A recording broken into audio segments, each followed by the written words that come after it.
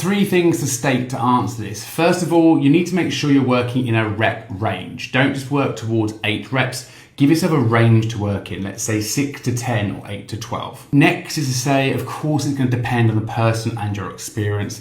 And the third is to say it's really smart to actually track your intensity for your sets so you know how hard last week's sets were. So let me show you an example of my old workout logs. You'll see in week 1 and week 2, I have the weight on the lower side and I score that an RIR score of 5 in week 1. So it's a pretty easy week. And week 2, I make it a little bit harder. By week 3, I go heavier, but now it's a harder workout, but I spend 3 weeks at that low before going heavier to 34 kilos in week 6. I then spend 5 weeks at the same weight, gradually trying to increase the reps across the weeks, and you can still see my RIR scores.